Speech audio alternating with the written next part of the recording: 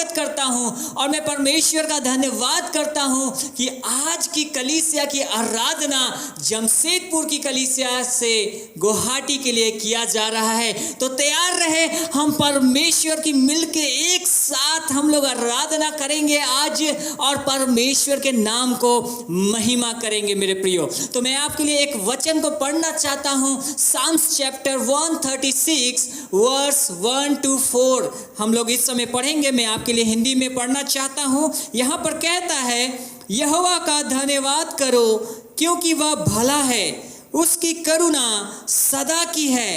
जो ईश्वरों का परमेश्वर है उसका धन्यवाद करो, उसकी करुणा सदा की है। जो प्रभुओं का प्रभु है उसका धन्यवाद करो, उसकी करुणा सदा की है। उसको छोड़कर कोई बड़े बड़े आश्चर्य कर्म नहीं करता, उसकी करुणा सदा की है। मेरे प्रिय, वचन कह रहा है कि परमेश्वर का धन्यवाद किया करो, धन्यवाद किया करो क्योंकि उसकी करुणा कैसी है? सदा की है, मतलब इटर्नल है, अनंत काल तक है परमेश्वर की करुणा।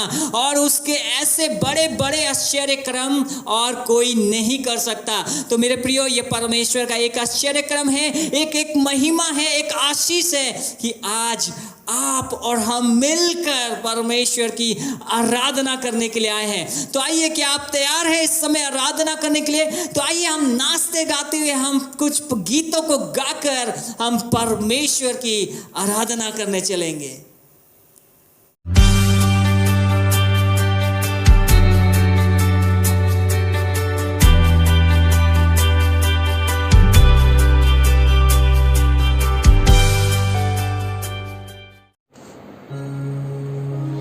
Good morning, church.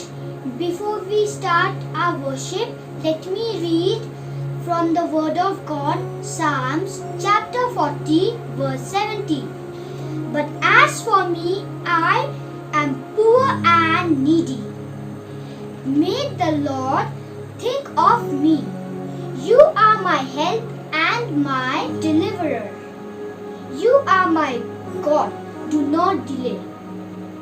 So church, as we worship, let us lift our hands, open our heart and worship our living God.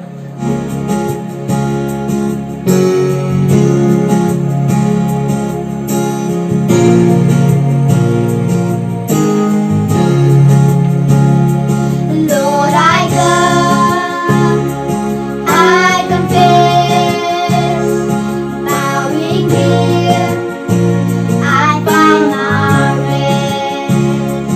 Without you, I fall apart. You're the one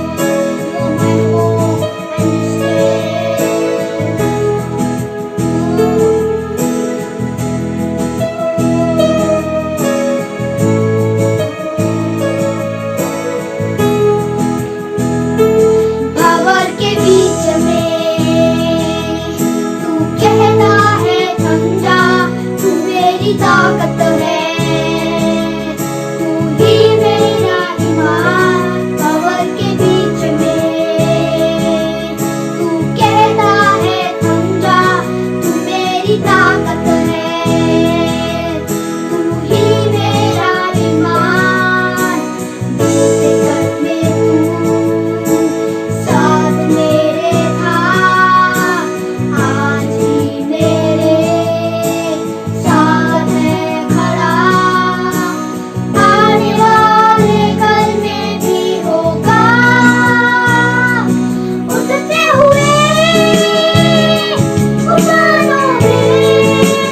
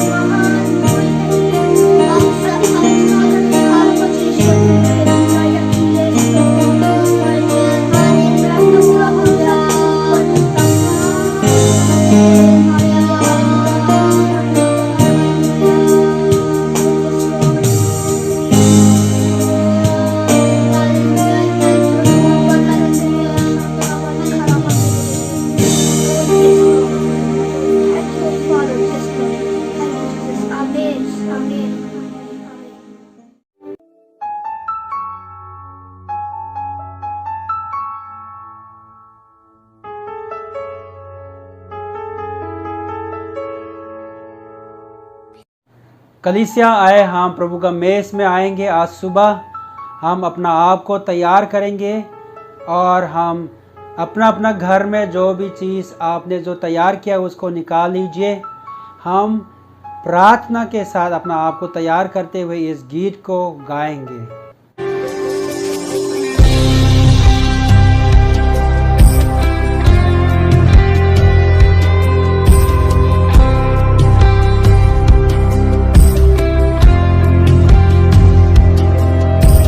मिलकर आते हैं, जांचे अपने हृदय को, सिद्ध कर हमें कोई दोष न हो।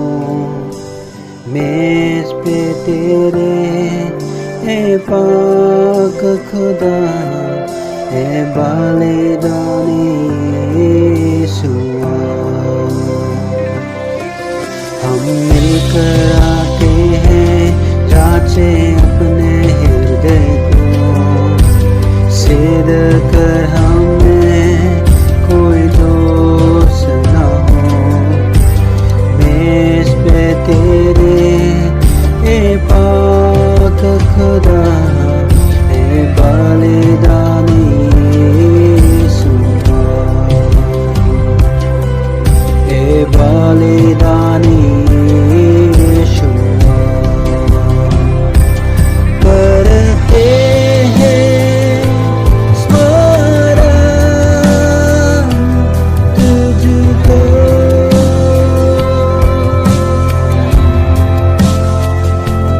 नई वाचा दी तूने हमको,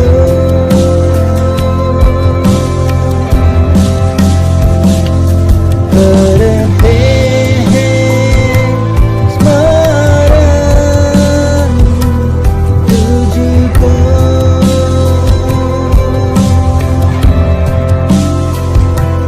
नई वाचा दी तूने हमको,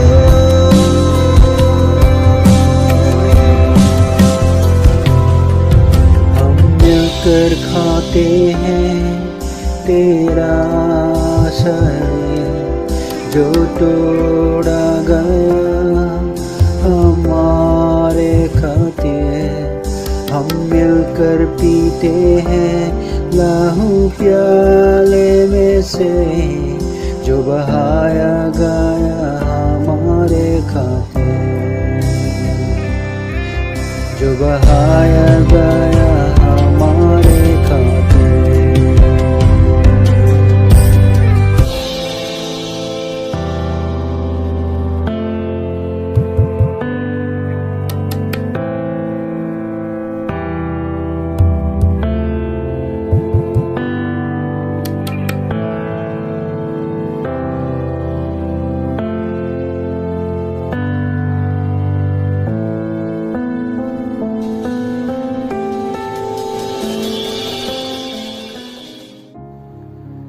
हम वचन पढ़ेंगे पहले कोरिन्थियों अध्याय 11 से।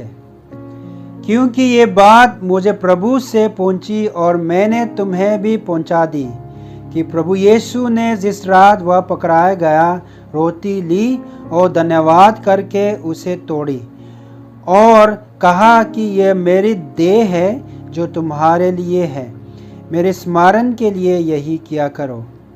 इसी रीति से उसने ब्यारी के पीछे कटोरा भी लिया और कहा, यह कटोरा मेरी लहू में नई वाचा है, जब कभी पियो तो मेरे स्मरण के लिए यही किया करो। क्योंकि जब कभी तुम यह रोटी खाते और इस कटोरे में से पीते हो तो प्रभु की मृत्यु को जब तक वह न आए प्रचार करते हो। इसलिए जो कोई उन अनुचित रीति से प्रभु की रोटी खाए या उसके कटोरे में से पिए, वह प्रभु की देह और लहू का अपराधी ठहरेगा। इसलिए मनुष्य अपने आप को जांच ले और इसी रीति से इस रोटी में से खाए और इस कटोरे में से पिए। क्योंकि जो खाते पीते समय प्रभु की देह को ना पहचाने वह इस खाने और पीने से अपने ऊपर धन लाता है। मेरे प्रियो, जैसे कि वचन हमें बहुत साफ से ये निर्देश दिया है कि हम कैसे इस मेज में आना चाहिए, कैसे लेना चाहिए, हम यहाँ से हम अपना आप को जांच सकता है। ये प्रभु का मेज ना कि ये सिर्फ रीति रिवाज नहीं है, लेकिन प्रभु यीशु मसीह ने जिस रात जो उसको पकड़ाया गया था, जो क्रूस में, कलवरी क्रूस में हमारा पापों के लिए अपना आप को बलिदान करने जा रहे थे, उस रात अपने चेले के साथ ये नई वाचा हमारे लिए उसने स्थापित किया है। और इस बात के पीछे बहुत महत्वपूर्ण, ठीक है, मीनिंग है। तो इसीलिए इस बात को हमको पहचाना बहुत ज़रूरत है। ये रोटी जो हम लोग खा रहा है और ये दाखरस हम लोग पी रहा है, ये प्रभु यीशु मसीह का देह जो हमारे लिए तोड़ा गया था उसको दर्शाता है, और जो हमारे लिए जो मार खाया था उसके लिए दर्शाता है। और ये जो दाखरस जो है जो हम पी रहा है वो प्रभु यीशु मसीह का लहू हमारा पापों के लिए जो बहाया है क्रूस पर, उसको दर्शाता है। इसीलिए जब हम खाते पीते हैं तो यीशु मसीह ने जो क्रूस पर हमारा उद्धार के लिए, हमारा चंगाई के लिए उसका जीवन को देकर अपना देह को उस क्रूस में चढ़ाया गया था, क्रूसित किया गया था और लहू बहाया गया था, उस बातों को हम स्मरण करना आवश्यकता है और उसको पहचानना आवश्यकता है। इसीलिए बाइबल कह रहा है कि हम इस खाते पीते प्रभु का देह और लहू का महत्वपूर्ण को पहचानते नहीं, हम खाएगा तो हमारा ऊपर, देखिए, अपराधी ठहराएगा। इसीलिए कोई भी ये रोटी को जो खाते पीते तो हम अपना आप को जांच लेना चाहिए कि हमारे जीवन में कुछ बात है, कुछ पाप है जो परमेश्वर के लिए ग्रहण योग्य नहीं है। इन बातों को हम लोग देखने का ज़रूरत है। आज सुबह जितने लोग जो खाने के लिए और पीने के लिए इस मेज में आ रहा है, सबको हम कहना चाहता है, अगर यदि आपका जीवन में कुछ बात है तो आप परमेश्वर के साथ अपना आप को सही कर लीजिए और तैयार कर लीजिए, ताकि हम इस देह और प्रभु का देह और लहू को पहचानते हुए उसको खा पाए, पी पाए और उसमें शामिल हो पाए। इस मेज में कौन आ सकता है? तो जैसे वचन हमने पढ़ा है वो है कि जितने लोग जो यीशु मसीह का सुसमाचार को सुनने के बाद यीशु मसीह को अपना उद्धारकर्ता और प्रभु के रूप में जो स्वीकार लिया है और उसका आज्ञा को पालन करते हुए जो पानी का बपतिस्मा ले लिया है, वो लोग आ सकते हैं। आए हम प्रार्थना करके जो भी सामान आपने अपना घर में जो तैयार किया है, चाहे बिस्किट हो, चाहे जूस हो, जो भी तैयार किया है, उसके द्वारा हम इस मेज में आकर एक साथ खाएंगे, पिएंगे। उसके पहले हम प्रार्थना करेंगे। अपना आप को जांच लीजिए और प्रभु के सामने में अपना आप को लाए और हम अपना आप को तैयार करेंगे। Hallelujah, hallelujah. धन्यवाद प्रभु, धन्यवाद करते प्रभु आज के दिन के लिए। प्रभु धन्यवाद करते आज के दिन हम एक कलीसिया, आपका देह, एक मन, एक आत्मा में होकर एकता में आपका मेज में आने के लिए फिर से हमें ये अवसर दिया। धन्यवाद करते प्रभु जी। आपका देह जो हमारे लिए जो तोड़ा गया और क्रूस में तूने हमारे लिए जो मार खाया और हमारा पापों, हमारा धन को अपना ऊपर उठाया, उसके लिए हम धन्यवाद करते हैं प्रभु जी। और तेरे लहू जो बहाने के द्वारा हमारा पापों का क्षमा मिला प्रभु और हमारे लिए वो चंगाई मिला प्रभु, उसके लिए हम धन्यवाद करते हैं प्रभु जी। आज हम इस मेज में शामिल होने के लिए आए हुए सभी को प्रभु आपके चरणों में लेकर आता है प्रभु जी। हमें तेरा आशीष दे प्रभु, ताकि हम इस देह को, आपका देह को, आपका प्रभु लहू को पहचानते हुए इस मेज में हम शामिल होने पाए प्रभु जी। अगर हमारे जीवन में कुछ भी पाप है जो आपके लिए ग्रहण योग्य नहीं है तो हमें क्षमा करें प्रभु जी। और हम प्रार्थना करते हैं अगर हमारे बीच में अगर कोई है जो बीमार है तो यीशु के नाम से ये लहू और देह के द्वारा हमारे लिए जो चंगाई जो प्रबंध किया है उसको हम घोषणा करते हैं। यीशु के नाम से चंगाई होने पाए। धन्यवाद करते हैं हर एक काम तूने जो क्रूस में ख़त्म किया है उसी काम के लिए हम धन्यवाद करते हैं। आप इस मेज के ऊपर आपका आशीष दे, यीशु के नाम से प्रार्थना करते हैं, आमीन। क्योंकि ये बात मुझे प्रभु से पहुंची और मैंने तुम्हें भी पहुंचा दी कि प्रभु यीशु ने जिस रात वह पकड़ाया गया रोटी ली और धन्यवाद करके उसे तोड़ी और कहा कि ये मेरी देह है जो तुम्हारे लिए है, मेरे स्मरण के लिए यही किया करो। आए हम एक साथ मिलकर इस रोटी को खाएंगे धन्यवाद करके।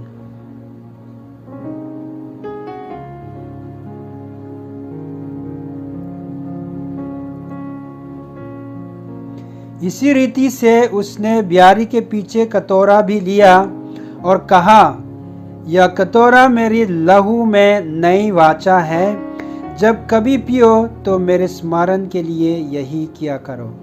आए कलीसिया हम एक साथ धन्यवाद करके इस कटोरा में पिएंगे।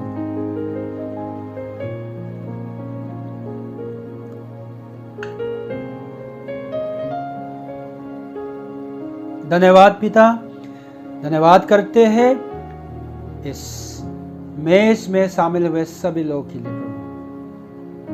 इस मेज में हमने जो आपका लहू को, आपका देह को पहचानते हुए आज खाया है, पिया है प्रभु। हमारा प्रभु आत्मिक जीवन के लिए और यहाँ तक कि हमारा ये शरीर के लिए भी प्रभु आशीष होने पर प्रभु जी आए हुए सभी को आपका नियंत्रण में लाते हैं, तो आशीष करिए।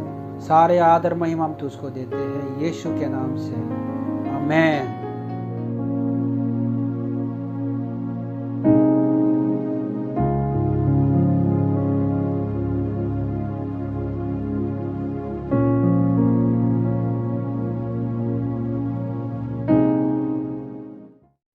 जय मसीह की चर्च।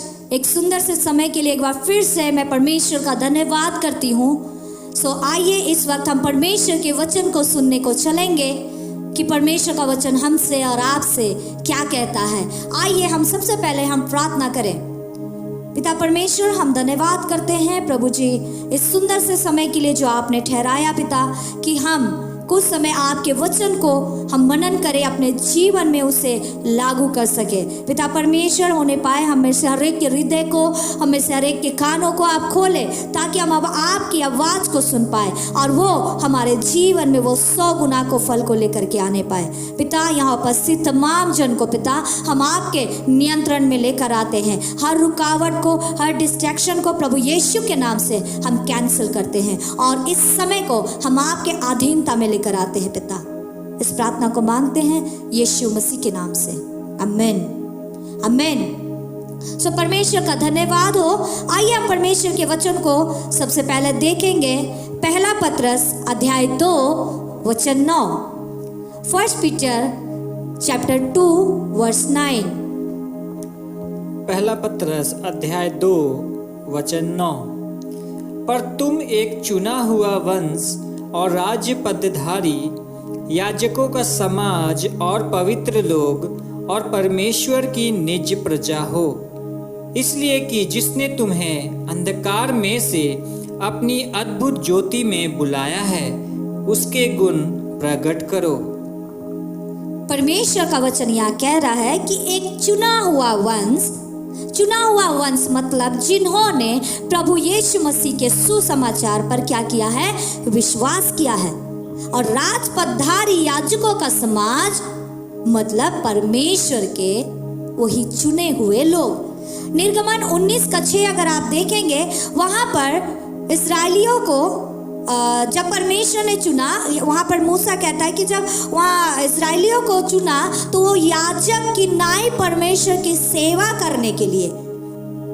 वहाँ पर पुराने नियम में जब आप देखते हैं कि परमेश्वर ने इस्राएलियों को विशेष प्रजा के रूप में, विशेष लोगों के रूप में चुना, वही परमेश्वर नया नियम में याजकों का समाज सभी विश्वास करने वाले लोगों के लिए ठहराया है। यानी मेरे भाई आपके लिए यह ठहराया, मेरी बहन आपके लिए ठहराया है, ताकि आप क्या हो, उस राजपदधारी याजकों का समाज हो। यानी कि आप जो प्रभु यीशु मसीह के क्रूस पर किए गए बलिदान के कामों पर विश्वास करते हैं, यानी कि आप वो क्या है, समाज है। और पवित्र लोग यानी जिसने अपने संसारिक और शारीरिक कामों से क्या किया, घृणा किया। पहले वो घृणित कामों को किया करते थे, लेकिन अब अपने वो घृणित कामों को क्या किया है, त्याग दिया है, और परमेश्वर के चाहत में जीवन को क्या कर रहे हैं, बिता रहे हैं। परमेश्वर ने हमें अंधकार में से, गड़बड़ी में से, सताव में से, दुष्टता में, बंधन में से क्या किया है, बाहर निकाला है। वो परमेश्वर ज्योति का प्रयोग करके, यीशु मसीह का प्रयोग करके क्या किया, हमें और आपको उस बंधन में से बाहर निकाला है, और परमेश्वर ने अपने सत्य को हम तक पहुंचाया। ये बात को दिखा रहा है कि परमेश्वर अंधकार में से हमें क्या किया है, ज्योति की ओर लेकर आया। मतलब अभी हम और आप जो है नए जन्म पाए हुए व्यक्ति है। अब क्या करना है, हमें उसके गुण को प्रकट करना है, उसका गुण को प्रकट करना। परमेश्वर का ये गुण परमेश्वर ने हमें आशीष दिया है। शुरुआत से अगर आदम और हवा के समय से देखें या पुराने नियम में, हर जगह में परमेश्वर ने हर एक लोगों को क्या किया, आशीषित किया है, जो उसके चुने हुए लोग थे। और यहाँ तक चुने हुए लोगों के द्वारा अन्य लोगों तक भी परमेश्वर का आशीष पहुंचा है। वही गुण आज परमेश्वर हमसे और आपसे चाहत करता है कि हम भी क्या करें, आशीष बने।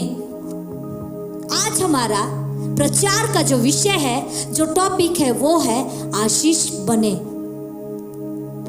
जब उसके गुण को प्रकट करने के बारे में अगर हम बात करें, तो आज हम एक ऐसी महिला के बारे में देखेंगे जो एक साधारण स्त्री थी, लेकिन उसका आशीष बनने के कारण जब वो आशीष बनने को तैयार हुई, वो असाधारण काम को की। और ये सच में एक चुनौती वाला काम था। ये एक ऐसी स्त्री थी जो परमेश्वर की आज्ञा पे चलने वाली थी, जिसका हृदय परमेश्वर के सम्मुख खुला हुआ था, जो परमेश्वर के आदेश का पालन करने वाली थी और हर जोखिम को उठाने को तैयार थी आशीष बनने के लिए। क्या आप जानते ये स्त्री कौन है? मेरे प्रियो, ये स्त्री है मरियम। ये वही मरियम है जिसके द्वारा प्रभु यीशु मसीह का जन्म हुआ। आज हम इस स्त्री के जीवन में से कुछ बातों को हम सीखेंगे। आइए हम वचन देखेंगे, लूका 1 अध्याय वचन 26 और 27। Luke chapter 1 verse 26 and 27। लूका 1 अध्याय वचन 26 और 27।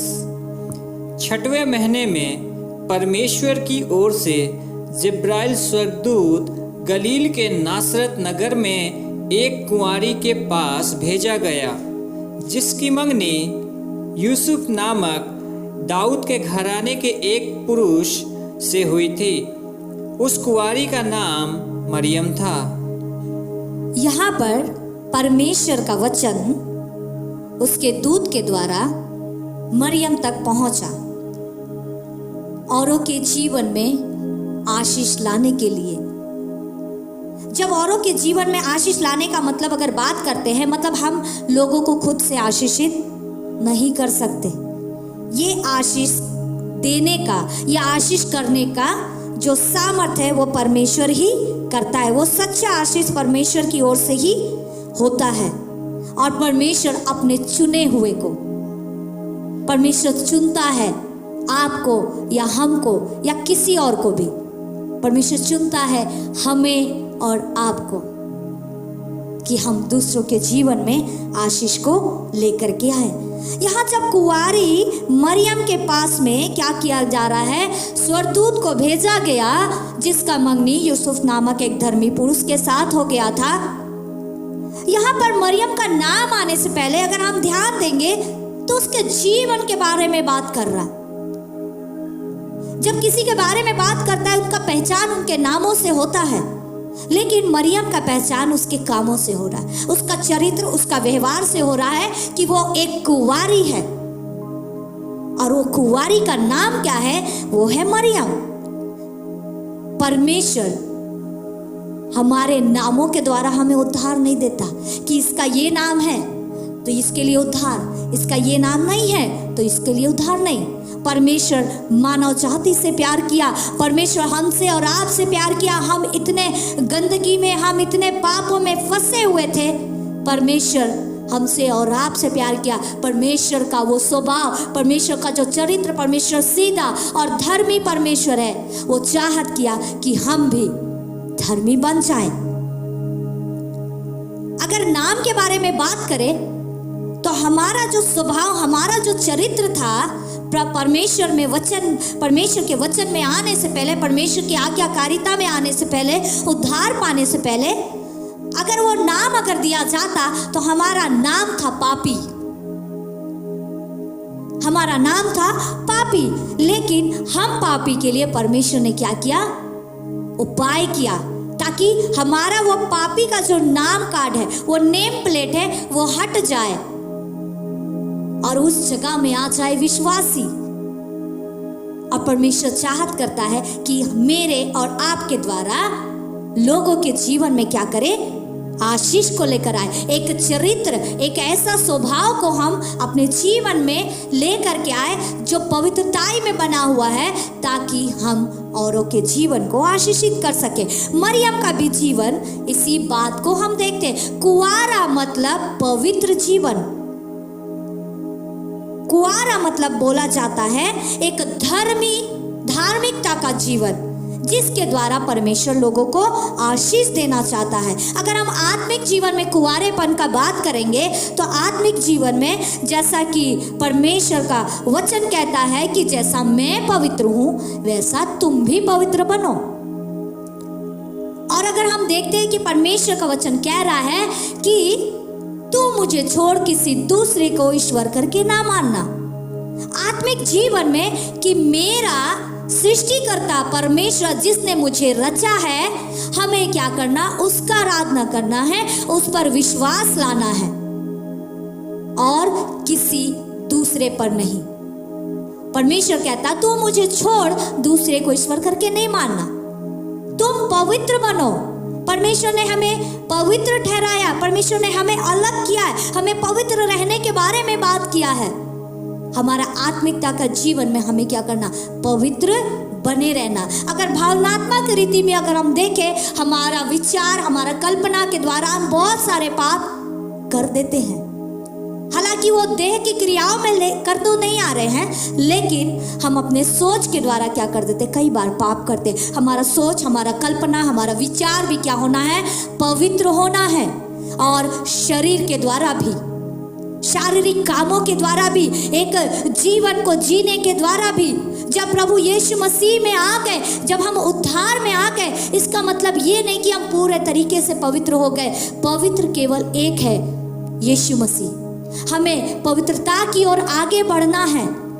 ऐसा नहीं कि सिर्फ यीशु मसीह ही पवित्र है, हम तो पवित्र नहीं हो सकते, छोड़ो हम ये कोशिश ही नहीं करेंगे। ऐसा नहीं है। हमें पवित्रताई का जीवन जीने के लिए हमेशा चाहत रखना, हमेशा कोशिश करना, जैसे मरियम का जीवन था। आज की अगर डेट में हम देखें तो पवित्र जीवन लोगों के जीवन में मजाक बना हुआ है। पवित्रता का मतलब लोग उसको उल्टा ही ले लिए हैं। शादी के बाहर शारीरिक संबंध, शादी के अंदर में वो अपने पति और पत्नी को धोखा देना, बेविचार का जीवन। आत्मिकता के क्षेत्र में इधर परमेश्वर का आराधना कर रहा, वहां दूसरी चीज को महत्व दे रहा। ऐसा भी है, ऐसा भी है अपवित्रता का जीवन। परमेश्वर कहता है कि हमें क्या करना है? पवित्र बनना है। अगर हम दूसरों के जीवन में आशीष लाना चाहते हैं, अगर जो आशीष परमेश्वर हमारे लिए दिया, उस आशीष को बरकरार रखना चाहते हैं, उस आशीष को संभाले रखना चाहते हैं, तो हमें पवित्र बने रहने का जरूरत है। और आगे आइए हम देखेंगे कि स्वर्गदूत ने आकर के मरियम से क्या कहा। हम लोग देखते हैं लूका अध्याय 1 वचन 28 और 29। Luke chapter 1 verse 28 and 29। Luke का 1 अध्याय वचन 28 और 29। स्वर्गदूत ने उसके पास भीतर आकर कहा, आनंद और जय तेरी हो, जिस पर ईश्वर का अनुग्रह हुआ है, प्रभु तेरे साथ है। वह उस वचन से बहुत घबरा गई और सोचने लगी कि यह किस प्रकार का अभिवादन है। स्वर्गदूत यहाँ भीतर आता है और आकर के मरियम से बातें करता है। मेरे प्रियो, बहुत सारा आवाज जो है आपको बाहर से आएगा जो आपको प्रलोभन में डाल सकता है। यहाँ पर परमेश्वर भीतर आकर के क्या कर रहा है? काम कर रहा है। परमेश्वर जब काम करता है सिर्फ बाहरी तौर पर नहीं, वो हमारे भीतर, हमारे जीवन के अंदर आना चाहता है। हमारे जीवन के हर एक क्षेत्र में परमेश्वर काम करना चाहता है। परमेश्वर चाहता है कि हम जीवन के हर क्षेत्र में क्या करें? उसको जगा दे। परमेश्वर चाहत करता है, जैसे जिब्राइल स्वर्गदूत जो भीतर प्रवेश कर रहा है, उससे बातें करने के लिए परमेश्वर हमसे और आपसे बातें करने के लिए सबसे पहले हमारे जीवन के भीतर, हमारे जीवन के अंदर आना चाहता है। और जब हम ऐसा करते हैं तो हम पाएंगे कि हमारे जीवन में परमेश्वर का आनंद और जय। यहाँ वचन में ऐसा नहीं कहता है कि आनंद और जय इसका हो या उसका हो। आनंद और जय किसका हो? तेरी हो। परमेश्वर ने मरियम को कहा क्योंकि उसका जीवन पवित्रता का था, क्योंकि वो कुंवारी थी, उसने भीतर आने दिया स्वर्गदूत को, और वहां पर स्वर्गदूत ने कहा आनंद और जय तेरी हो। अगर हम लोगों के जीवन में आशीष को देने के लिए जा रहे हैं, अगर हम चाहत करते कि हमारे जीवन में भी वो आशीष बना रहे, तो हमें क्या करना है? परमेश्वर के आनंद में जीवन को जीने का जरूरत है, और तभी हम दूसरों के जीवन में आनंद ला सकते हैं। आप दूसरों के जीवन में वही लाएंगे जो आपके पास होगा। अगर आपके पास आनंद है तो लोगों के जीवन को आप आनंदित कर सकते हैं। अगर आपके पास निराशा है तो आप लोगों को निराशा ही देंगे। मरियम एक धार्मिक महिला थी, एक विश्वासी स्त्री थी, इसीलिए परमेश्वर का वचन यहाँ कहता है कि स्वर्गदूत ने उससे कहा कि प्रभु तेरे साथ है। हालेलुया। परमेश्वर के वचन पे चलने वाली जो महिला है, ये जो मरियम है, इसको परमेश्वर का वचन कह रहा है कि प्रभु तुम्हारे साथ है। अगर हम परमेश्वर के आज्ञा के अनुसार चल रहे हैं, अगर हम और आप परमेश्वर की इच्छा में चल रहे हैं, तो प्रभु आज आपसे कहता है कि आपके साथ कौन है? वो खड़ा है। परमेश्वर आपके साथ है अगर हम परमेश्वर की इच्छा पर चल रहे हैं तो। और देखेंगे कि यहाँ पर मरियम जो है वो घबरा गई स्वाभाविक तौर पे कि किस तरह का ये बात है, क्या हुआ है बोल करके। स्वर्गदूत यहाँ कह रहा है भयभीत नहीं हो, क्योंकि परमेश्वर का अनुग्रह क्या हुआ है? तुझ पर हुआ है। परमेश्वर का वचन अगर आप आगे पढ़ेंगे वचन 30 में, तो वहां कहता है कि डरो नहीं, परमेश्वर का अनुग्रह क्या है? तुम्हारे लिए हुआ है। जब आपके कान तक परमेश्वर का कुछ आदेश आता है, कुछ आवाज आता है, या चाहे वचन के द्वारा हो, स्वप्नों के द्वारा हो, परिस्थिति के द्वारा हो, या परमेश्वर के दासों के द्वारा हो, तो भयभीत नहीं होना है, डरना नहीं है। यहाँ परमेश्वर का वचन कह रहा है डरना नहीं है, भयभीत नहीं होना है। मरियम से वही बात वो बोल रहा है। मरियम बोली कैसा अभिवादन है, क्या हो गया, ये कैसा शब्द है? तो वो बोला मत डरो, क्योंकि वो घबरा गई थी। कई बार परिस्थिति हमारे सम्मुख जब आता है हम घबरा जाते हैं। परमेश्वर यहाँ आपको और हमको कह रहा है कि हमें डरने का जरूरत नहीं है, हम डरे नहीं, परमेश्वर के वो काम को करें जो परमेश्वर हमको और आपको चाहत करता करने के लिए, क्योंकि परमेश्वर का अनुग्रह, परमेश्वर आपके साथ है।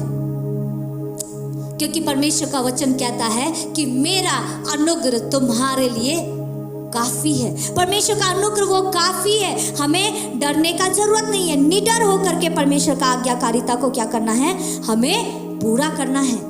और आगे हम वचन को देखेंगे, लूका 1 अध्याय वचन 31 से लेकर के 33 तक। Luke chapter 1 verse 31 to 33। लूका 1 अध्याय वचन 31 से 33 तक।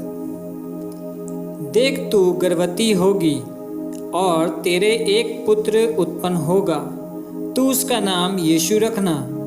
वह महान होगा और परम प्रधान का पुत्र कहलाएगा, और प्रभु परमेश्वर उसके पिता दाऊद का सिंहासन उसको देगा, और वह याकूब के घराने पर सदा राज्य करेगा, और उसके राज्य का अंत ना होगा। अब जब जिब्राइल सरदूत भीतर आ गया, उसको अभिवादन किया। अब यहाँ पर क्या है, परमेश्वर का आदेश पहुंच रहा है। उसको कह रहा डरो नहीं। पहले उसको दिलासा दिया, उसको वो जब डर गई उसको बोला डरो नहीं। और यहाँ पर एक जो महान आदेश, एक अद्भुत परमेश्वर का योजना इस स्त्री के जीवन में पूरा होने के लिए स्वर्गदूत क्या कर रहा, बताया। ये काम बहुत ही अचंभा में डालने वाला था, जिससे पूरा होना था। परमेश्वर क्या करने जा रहा था, मरियम को चुना था। परमेश्वर मरियम को आशीष बनने के लिए चुन रहा था, क्योंकि वो एक आशीषित स्त्री थी, क्योंकि वो परमेश्वर के वचन पर चलने वाली थी। और परमेश्वर उससे भी क्या करने जा रहा था, आशीषित करने जा रहा था, उसका विश्वास का जीवन के अनुसार। मरियम के लिए ये बहुत ही सौभाग्य का बात है, बहुत ही क्या बोलेंगे, वो खुशी का बात है कि उसके द्वारा जो है मानव जाति का, जगत का वो जो है उद्धारकर्ता जन्मेगा। वो उद्धारकर्ता की माता कहलाएगी। कितना अद्भुत। लेकिन जहां सौभाग्य आता है, जहां सौभाग्य का बात आता है, वहां जिम्मेदारी भी आता है। वहां जिम्मेदारी भी आता है। एक ऐसा बच्चा का वो मां बनने जा रही थी जिसका राज्य का अंत नहीं होगा। मरियम कोई अन्य जाति स्त्री नहीं थी, वो धार्मिक स्त्री थी। वो व्यवस्था के पुस्तक को पढ़ने वाली होगी, वो भविष्यवाणी को जानी होगी कि वो सुनी होगी कि एक कुंवारी के द्वारा उद्धारकर्ता का जन्म होगा। उसके सामने में सब सारा पिक्चर आ गया होगा जब वो भविष्यवाणी को सुनी होगी। परमेश्वर के वचन को जब सुनती थी होगी कि हाँ, एक उद्धारकर्ता आने वाला है जो कुंवारी के द्वारा उसका जन्म होगा, और यही वो कुंवारी है, उसको नहीं पता था। तो ये उसको अचंभा में डाल देने वाला काम था, एक अचंभा में डाल देने वाला कि अरे हम हैं बोल के। वो सोची ये बात जो उसका जीवन में पूरा होने जा रहा था, एक बहुमूल्य आशीष का वो पात्र बनने जा रही थी। लेकिन जैसा कि मैंने बताया, ये सौभाग्य जो आता है ये एक जिम्मेदारी को लेकर के आता है। एक माँ बनना बहुत ही जिम्मेदार बात को दिखा रहा है। संसारिकता के तौर पे जब आप माँ और पिता बनते हैं तो बहुत सारा जिम्मेदारी आपके जीवन में आता है। हर एक क्षेत्र में हम में से हर एक का जीवन में जिम्मेदारी है, लेकिन मरियम का जिम्मेदारी उससे भी अलग था, क्योंकि वो एक कुंवारी है। क्योंकि वो एक कुंवारी है और परमेश्वर उसको चुनने जा रहा था। ये उसका जिम्मेदारी को पूरा करना है कि नहीं करना है, ये मरियम का ऊपर में उसका खुद का निर्णय था। परमेश्वर ने जब हमें उद्धार का जो गिफ्ट जो है, वो जो सौभाग्य जो है हमें दिया, हमें और आपको दिया, अब क्या है, हमारे जीवन में भी वो जिम्मेदारी आया कि हम भी वो सुसमाचार जिसके द्वारा हमने और आपने उद्धार पाया, मेरे प्रियो, वो अब आपको क्या करना है, उस जिम्मेदारी को पूरा करना है। और वो क्या करना है, दूसरों के जीवन में लेकर के जाना है, यानी कि वो आशीष जो है वो दूसरों के जीवन में लाना, ये इसके जिम्मेदार हम और आप है। वचन कहता है जो सेत में पाया है सेत में दो, जो पाया है उसको आपको क्या करना है? देना है। आशीष पाया है, आशीष देना है। और वही मरियम करने जा रही थी, क्योंकि मरियम जो है एक धार्मिक स्त्री थी, एक नॉर्मल सा जिंदगी जीती थी, जिसका मंगनी यूसुफ के साथ हुआ था। वो बहुत सारे सपने को देखी होगी कि अपने हस्बैंड के साथ अच्छा से जिंदगी बिताएगी, घूमने जाएगी, है ना। हम और आप भी ऐसा बहुत कुछ प्लान करते हैं अपना लाइफ में। बड़े होंगे, हम इंजीनियर बनेंगे, डॉक्टर बनेंगे, ऐसा करेंगे, वैसा करेंगे। लेकिन परमेश्वर का योजना मरियम के जीवन में उससे भी बड़ा आशीष को लाने वाला था। परमेश्वर का योजना आपके और हमारे जीवन में, हम प्लान तो बनाए बहुत अच्छा, लेकिन परमेश्वर का योजना, जो उत्तम योजना, उससे भी बढ़ के परमेश्वर आपको देना चाहता है। और यहाँ पर मरियम बहुत ही मासूमियत से पूछ रही है, क्योंकि वो एक नॉर्मल लड़की है, वो बहुत ही धार्मिकता का जीवन जीने वाली लड़की है, और वहां पे बोल रही है कैसे होगा, क्योंकि हम वो पुरुष को जानते भी नहीं, वो कैसे होगा। बता रही है क्या करें जब हमारे जीवन में ऐसा परिस्थिति आए, परमेश्वर का कुछ आवाज आया, बेटा तुमको वहां जाना है सुसमाचार को सुनाने के लिए, जाओ, तुमको एक जगह वहां कलीसिया खड़ा करना है, जाओ, वहां पे कोई भी चर्च नहीं है, जाओ, वहां पे कोई ये काम नहीं कर रहा, तुमको करना। हम सोचते कैसे होगा, हम कैसे करेंगे, हम लोग भी भयभीत होते, डर जाते हैं। वो भी सोचने लगी ये तो असंभव है, एक कुंवारी के द्वारा बच्चे का जन्म देना असंभव है,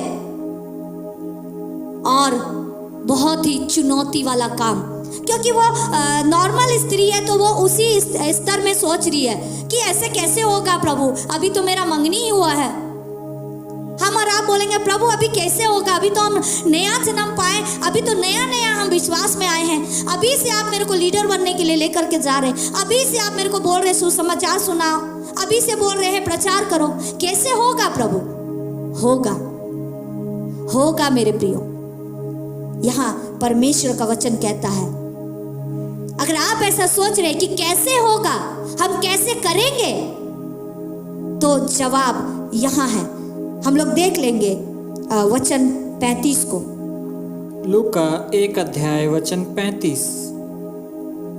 स्वर्गदूत ने उसको उत्तर दिया, पवित्र आत्मा तुम पर उतरेगा और परम प्रधान की सामर्थ तुझ पर छाया करेगी, इसलिए वह पवित्र जो उत्पन्न होने वाला है परमेश्वर का पुत्र कहलाएगा। अगर आप ये सोच रहे हैं कि ये कैसे होगा, तो उत्तर यहाँ है कि पवित्र आत्मा जो है आपका सहायता करेगा, परमेश्वर आपके जो साथ है उसका सामर्थ आपको बल देगा, तब आप वो काम कर सकते हैं। तब वो काम आप क्या कर सकते हैं? कर सकते, क्योंकि वो सर्वशक्तिमान परमेश्वर, परम प्रधान परमेश्वर सब कुछ कर सकता है। यहाँ वचन कहता है कि पवित्र आत्मा जो है तुम पर छाया करेगा, पवित्र आत्मा तुम्हारे साथ होगा और ये काम संभव है। बहुत ही जब इसको आप कल्पना अगर करके देखें, अगर इस जगह में होते तो सबसे पहले अगर हम इस जगह में होते तो सबसे पहले ये आता, नहीं ये परमेश्वर का आवाज नहीं है, ऐसा परमेश्वर काम करेगा ही नहीं, हो ही नहीं सकता, परमेश्वर ऐसा काम नहीं करेगा। लेकिन हमारा सोच जहां खत्म होता है, परमेश्वर उससे आगे सोचता है। हालेलुया।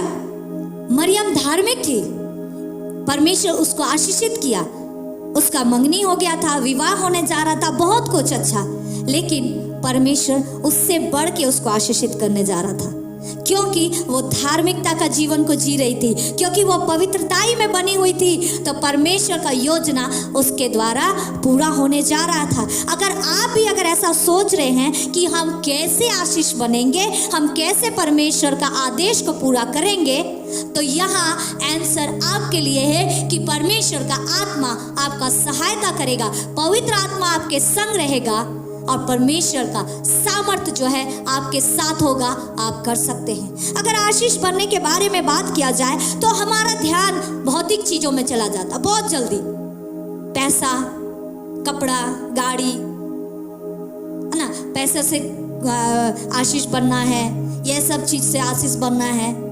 हाँ, ये भी हो सकता है, लेकिन मतलब सिर्फ इसका ये नहीं है।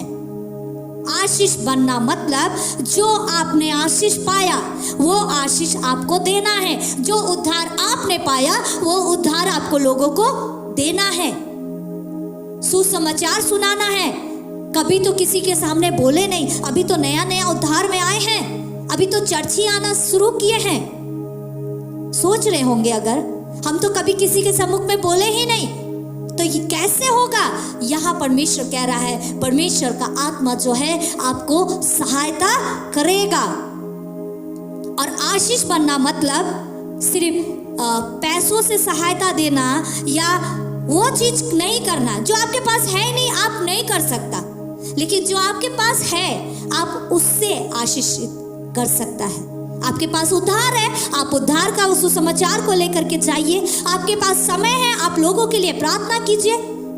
आपके पास समय है, शरीर से अगर सहयोग देना है, किसी को काउंसलिंग का जरूरत है, कोई अकेलेपन में है, आप उसके साथ जाकर के समय बिताइए। जो है आपके पास परमेश्वर का आनंद है, लोगों के जीवन में आनंद को लेकर के आइए। आज दुनिया हर एक लोग अपने कोई ना कोई दुख से परेशान है। हम देखेंगे विश्व भर में डिप्रेशन में बढ़ने वाले लोगों का संख्या बढ़ते जा रहा है, क्योंकि लोग अपने आप को अकेला समझने लगे, लोग चिंता में इतना डूब गए हैं। परमेश्वर का वचन कहता है कि चिंता नहीं करना। और ये धन किसके पास है? हमारे और आपके पास है। हमारे और आपके पास वो अनंत जीवन का कुंजी है, हमारे और आपके पास वो अनंत जीवन का वो चाबी है, वो सुसमाचार है जो हम लोगों के जीवन में दे सकते हैं, वो आशीष जो हम लोगों के जीवन में दे सकते हैं।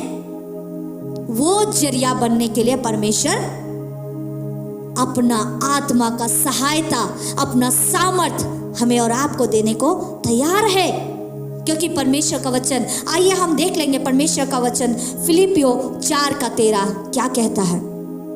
फिलिपियो अध्याय 4 वचन 13, जो मुझे सामर्थ्य देता है उसमें मैं सब कुछ कर सकता हूँ। हालेलुया।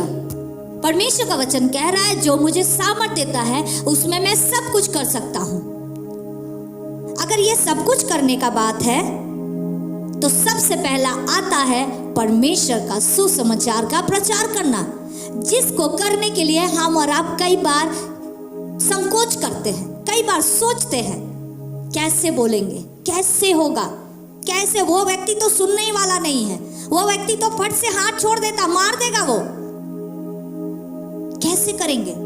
यहाँ परमेश्वर का वचन कह रहा है जो मुझे सामर्थ देता है उसमें हम सब कुछ कर सकते हैं। बोलिए मेरे पीछे, जो मुझे सामर्थ देता है उसमें मैं सब कुछ कर सकता हूं। जो मुझे सामर्थ देता है उसमें मैं आशीष बन सकता हूं। हालेलुया। आपका परमेश्वर जो आपको सामर्थ दे रहा है, आप उससे आशीष बन सकते हैं। तो क्या आप चाहते हैं वो आशीष बनना? जरूर हमें तैयार होना है, जैसे कि परमेश्वर ने मरियम को चुना। अब आगे हम विचार करेंगे, अब निर्णय जो है वो मरियम को लेना था। परमेश्वर का आदेश तो आ गया, ऐसा ऐसा ऐसा ऐसा परमेश्वर का योजना उसके लिए आसान नहीं था प्रियो। एक कुंवारी लड़की, एक धार्मिक लड़की, और इस प्रकार का उसका जीवन में परमेश्वर का योजना पूरा होना मुश्किल नहीं था। उसका सब कुछ दांव पर लगा हुआ था। अगर देखा जाए, अगर वहां पर होंगे तो क्या कहेंगे?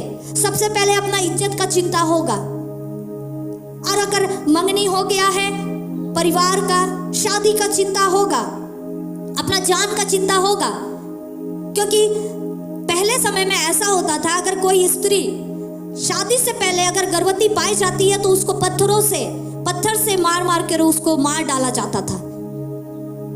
उसका जान दांव पे लगा हुआ था। अगर वो डिसीजन हाँ में बोलेगी तो उसका सब कुछ दांव पे लग जाएगा, उसका शादी, उसका इज्जत, उसका जान। डिसीजन उसको तुरंत लेना था। मानव जाति को उद्धार देने के लिए परमेश्वर, अगर मरियम ना बोलेगी, परमेश्वर किसी और को भी चुन लेगा। लेकिन वहां था मरियम का आशीष बनने के बारे में, क्योंकि मरियम को परमेश्वर स्वयं आशीषित करने जा रहा था। वहां उसको डिसीजन लेना था। उसके सामने वो पिक्चर भी आया होगा। वो जब भविष्यवाणी की पुस्तकों को जब पढ़ी होगी, जब वो सुनी होगी, जब यशाया 53 का वो जो चित्र उसके सामने में जब आया होगा कि प्रभु यीशु मसीह का मृत्यु कैसे होगा, और उसका वो बात वो सोच रही होगी कि जब हम माँ बनेंगे और मेरा बेटा जो है जवानी अवस्था में क्रूस पर चढ़ाया जाएगा, मार डाला जाएगा, सब कुछ उसके सामने में आ रहा था होगा। ये जानते हुए भी कि वो एक ऐसे व्यक्ति का माँ बनने जा रही है जो अपने जवानी में मरने को तैयार रहेगा, जिसको मरते हुए उसको देखना पड़ेगा। वो सब कुछ उसका सामने में पिक्चर आ गया होगा और उधर उसको डिसीजन लेना था। ये एक कष्टदायक समय था, उसको डिसीजन लेना था और उसने डिसीजन लिया। हालेलुया। बहुत ही नम्रता पूर्वक उसने इस उत्तर को दिया। आइए हम देख लेंगे वचन 38 को। लूका 1 अध्याय वचन 38। मरियम ने कहा, देख मैं प्रभु की दासी हूँ, मुझे तेरे वचन के अनुसार हो। तब स्वर्गदूत उसके पास से चला गया। परमेश्वर अपना योजना को मरियम तक लेकर के आया। अब निर्णय जो मरियम को लेना था वो सब कुछ को ध्यान में उसको आया होगा, एक बैग से आया होगा, तुरंत आया होगा। ऐसा ऐसा ऐसा, एक तरफ बदनामी, पूरा जिंदगी दांव पर लगाया जाना, ऊपर से जो बच्चे को वो जन्म देगी और आने वाला समय में वो मेरा बच्चा जो है मानव जाति के उद्धार के लिए मार डाला जाएगा। एक माँ का दिल के लिए अपने बच्चे को सामने मरते हुए देखना, वो सारा चीज वो उसके सामने में आया। लेकिन वो उत्तर दी, मैं प्रभु की दासी, मुझे तेरे वचन के अनुसार हो। सब कुछ परमेश्वर के हाथ में सौंप दी। विश्वास योग्यता के साथ बोली, हम परमेश्वर की दासी है। अपने आप को नम्र की, अपने आप को झुकाई। ऐसा नहीं कि उद्धारकर्ता की माँ हम बनने जा रहे हैं, ऐसा नहीं। प्राउड नहीं फील किया, घमंड नहीं की, नम्रता पूर्वक झुक करके बोली, मैं परमेश्वर की दासी, मुझे तेरे वचन के अनुसार हो। परमेश्वर के वचन के अनुसार परमेश्वर के हाथ में खुद को सौंप दी। उसको नहीं पता आने वाला समय में उसके साथ क्या होने वाला है। हो सकता है बुरा से बुरा हो, क्या होगा उसको कुछ नहीं मालूम। परमेश्वर का आवाज आया, परमेश्वर ने बातें किया, परमेश्वर ने आदेश दिया, वो बोली हम तैयार है। परमेश्वर जबरदस्ती काम नहीं करता। आप तक में अपने योजना को लेकर के आया है, आप अगर ना कहते कोई बात नहीं, परमेश्वर दूसरे को चुनेगा।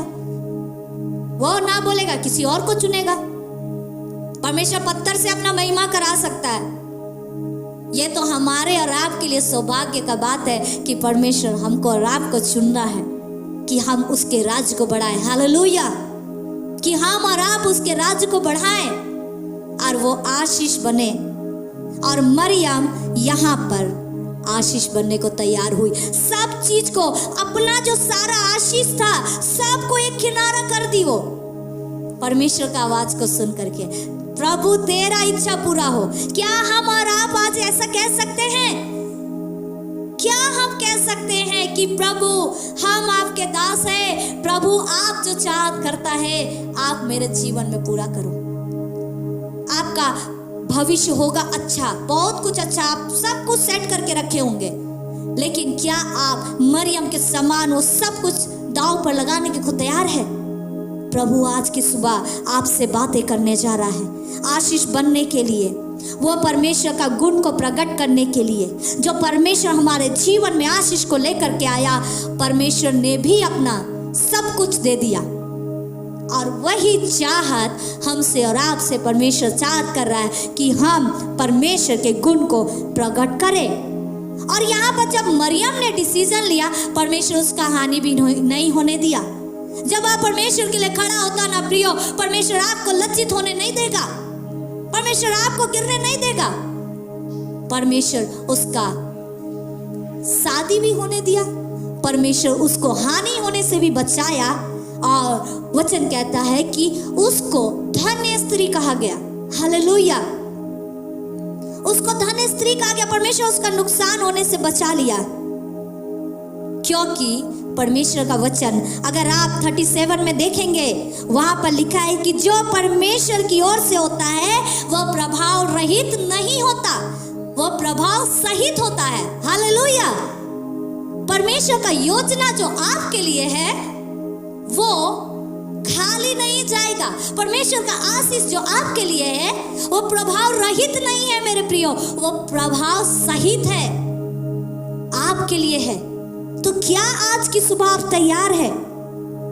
वो पिता परमेश्वर जिसने इस योजना को पूरा किया मरियम के जीवन में, और मरियम ने जब हामी भरा, हाँ प्रभु तेरी इच्छा पूरी हो, और हम और आप जानते कि उस कुंवारी के द्वारा प्रभु यीशु मसीह इस पृथ्वी पर आए। एक मानव जाति के द्वारा, एक मानव के द्वारा जगत में पाप आया, तो मानव के द्वारा ही जगत में छुटकारा आना था। और यहाँ पर प्रभु यीशु मसीह आया मानव जाति के उद्धार के लिए, उसके छुटकारे के लिए, और कलवरी क्रूस पर अपना बलिदान को दिया। वो मरने को तैयार हुआ हमारे और आपके पापों के खातिर, हमारे और आपके पापों के लिए यीशु मसीह मारा गया। और जो इस बात पर विश्वास करते हैं अनंत जीवन उसका है, अनंत जीवन उसका है। और जो ये बात पर विश्वास करते कि यीशु मसीह मेरे लिए मारा गया है, गाड़ा गया है, और यीशु मसीह तीसरे दिन जिंदा हुआ, क्योंकि वो परमेश्वर है, वो मरा हुआ नहीं है। हमारा परमेश्वर जीवित परमेश्वर है, और वो जीवित है। और आज भी हमारा यीशु मसीह जो है परमेश्वर के दाहिने बैठा है, और वो जिंदा खुदा है। अगर आप इस बात पर विश्वास करते हैं तो अनंत जीवन आपका है, वो स्वर्ग का आशीष आपका है। और वही आशीष, वही सुसमाचार मेरे प्रियो परमेश्वर चाहता है कि आप लोगों तक लेकर के जाएं, आप लोगों तक लेकर के जाएं। जो एक व्यक्ति पर, जो इस सुसमाचार पर विश्वास लाएगा कि यीशु मसीह जिंदा है, वो मानव जाति के पापों के लिए मारा गया, गाड़ा गया, जो अपना जीवन को उस पर सौंपता है वो नष्ट नहीं होगा, वो अनंत जीवन को पाएगा। अगर आप ऐसा विश्वास करते हैं तो आज ही परमेश्वर को अपना जीवन को सौंपिए। और आप जो विश्वास ला चुके हैं मेरे प्रियो, आप उस आज्ञाकारिता को, वो आवाज को जो मरियम सुनी, गंभीरता से सुनी, सब कुछ को देखी, और आखिरी में परमेश्वर को बोली कि वो परमेश्वर का इच्छा पूरा हो। आज परमेश्वर आपसे पूछ रहा, क्या आप ये गुण, परमेश्वर का ये गुण जो मरियम के अंदर में देखने को मिला, क्या ये गुण आप प्रकट कर रहे हैं? अगर आप पहली बार परमेश्वर के सुसमाचार को सुन रहे हैं, यीशु मसीह ही उद्धार करता है, यीशु मसीह मेरे जीवन को बचाने आया, यीशु मसीह मेरे पापों के लिए अपने प्राण को दिया, अगर आप इस बात पर विश्वास करते हैं, अगर आप पहली बार सुन रहे हैं, अगर आप उद्धार पाना चाहते हैं, तो आज का वचन ये आपके लिए है। जैसा कि हमने पढ़ा पहला पतरस 2:9 में कि हमें उसके गुण को प्रकट करना है। आज परमेश्वर आपसे और हमसे सवाल कर रहा है, अगर आप आशीषित होना चाहते हैं, अगर आप आशीषित बनना चाहते हैं, परमेश्वर आपसे पूछ रहा है, जैसे मरियम को बोला, अपना आवाज को परमेश्वर, अपना योजना को परमेश्वर आप तक लेकर के आया है प्रियो, कि आप परमेश्वर के आदेश को पूरा करें। अगर आप तैयार हैं तो अपने हाथों को उठाएं। और अगर मेरे प्रियो, अगर आप पहली बार परमेश्वर के वचन को सुन रहे हैं, अगर आप यीशु मसीह के नाम पर विश्वास लाते हैं, आप भी अपने हाथों को उठाइए और अपने जीवन को परमेश्वर के हाथों में सौंपिए। और आज की सुबह परमेश्वर से वायदा कीजिए कि परमेश्वर ने जो आशीष आपको दिया है, आप औरों के जीवन में आशीष को लेकर के आएंगे। परमेश्वर का जो आशीष आपके लिए है, आप उसे ग्रहण करेंगे। आइए हम प्रार्थना में जाएंगे। आइए हम परमेश्वर के हाथ में एक बार फिर से हम कहें कि प्रभु हम तैयार है, जैसा मरियम तैयार रही, जैसा मरियम खड़े रही। प्रभु हम तैयार है, आपका इच्छा मेरा जीवन में पूरा हो। Hallelujah hallelujah hallelujah. रिखला रबांदा रबा शांदा बा शिखला रखना रबांदे रे रे रे रे रे। मेरे महान उद्धारकर्ता जीवित परमेश्वर, प्रभु हम आपका धन्यवाद करते हैं कि प्रभु आज का जो वचन के द्वारा कि मरियम अपना सब कुछ दांव पर लगा हुआ था, फिर भी प्रभु जी उसने आपकी आवाज को, आपकी योजना को पूरा करने के लिए उसने निर्णय को लिया। पिता आज की सुबह प्रभु जी हम आपके सम्मुख आते हैं। पिता परमेश्वर, जो भाई जो बहन आपके लिए निर्णय को ले रहा है कि वो आशीष बनेगा, वो सुसमाचार लोगों तक लेकर के जाएगा, आपका महिमा करेगा, आपका राज्य को बढ़ाएगा। पिता हम आपका वही सामर्थ, हम आपका वही पवित्र आत्मा का छाया जो मरियम के जीवन में था, वही हम अपने भाई के लिए, हम अपने बहन के लिए मांगते हैं। पिता परमेश्वर प्रभु अपने सामर्थ से भरिए, क्योंकि आपके सामर्थ के द्वारा ये भाई ये बहन सब कुछ कर सकता है। हालेलुया। पिता परमेश्वर हम आपका धन्यवाद करते हैं प्रभु, हम आपकी महिमा करते हैं। पिता परमेश्वर आप इस्तेमाल करें। अगर कोई व्यक्ति है जो पहली बार आपका वचन को सुन रहा है, पिता परमेश्वर प्रभु हम इस भाई के लिए, इस बहन के लिए प्रार्थना करते हैं, इनके जीवन का आप उद्धार करें, इनके जीवन में वो बहुमूल्य आशीष को, वो बहुमूल्य कीमती तोहफा जो आप उनके जीवन के लिए रखा है आप दीजिए प्रभु। हाँ प्रभु, इनके जीवन को हम आपके हाथ में समर्पण करते हैं। पिता परमेश्वर प्रभु आप इनको भी अपनी महिमा के लिए इस्तेमाल करें। पिता प्रभु हम धन्यवाद देते हैं कि आप हम में से हर एक से बातें किया है। पिता हम धन्यवाद के साथ इस प्रार्थना को मांगते हैं प्रभु यीशु के नाम में, आमीन आमीन। सो मेरे प्रियो, मैं परमेश्वर का धन्यवाद करता हूँ इस वचन के द्वारा। और जैसे कि आज इस वचन के द्वारा हम लोग सीख रहे हैं कि हमें भी परमेश्वर आशीष बनने के लिए बुलाया है। परमेश्वर का एक कॉलिंग है, एक बुलाहट है कि आज हम और आप परमेश्वर के लिए आशीष बनने के लिए, जैसे कि हमने इस आज के वचन में से मरियम के जीवन में से देखा कि मरियम के जीवन में परमेश्वर ने वो आशीष को दिया, और उस आशीष के द्वारा से आज सारे मनुष्य जाति जो है परमेश्वर से आशीष को पा रहे हैं मेरे प्रियो। और उसी आशीष को परमेश्वर चाहता है कि वो हम तक और आप तक जो पहुंचा है, हम भी निकले, हम भी जाएं और लोगों को जाकर परमेश्वर का आशीष उन तक पहुंचाएं मेरे प्रियो।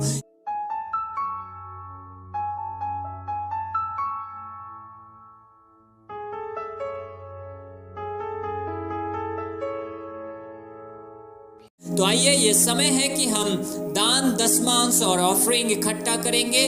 जो भी आप अपने घर में जो इस्तेमाल किए हैं दान दशमांश ऑफरिंग को आप अपने हाथों में ले लीजिए, ताकि हम प्रार्थना करेंगे और वो दान दशमांश MFP परमेश्वर के महिमा के राज्य के बढ़ोतरी के लिए है, तो उसको परमेश्वर अपनी महिमा के लिए इस्तेमाल करेगा। आइए हम उसके लिए प्रार्थना करेंगे। पिता परमेश्वर, हम प्रार्थना करते हैं ये दान दशमांश ऑफरिंग प्रभु आपके राज्य, आपके भंडार में परमेश्वर वचन कहता है लेकर आओ और ये करके देखो, परखो कि यहोवा आकाश के झरोकों को खोलकर अपरंपार बारिश करता है कि नहीं। हम प्रार्थना करते हैं जितने लोग ये दान दशमांश MFP प्रभु लेकर आए हैं परमेश्वर, आपके राज्य में बहुतायत से 30 गुना 60 गुना और 100 गुना बढ़ने पाए। धन्यवाद के साथ ये प्रार्थना यीशु मसीह के नाम से मांगते हैं, आमीन।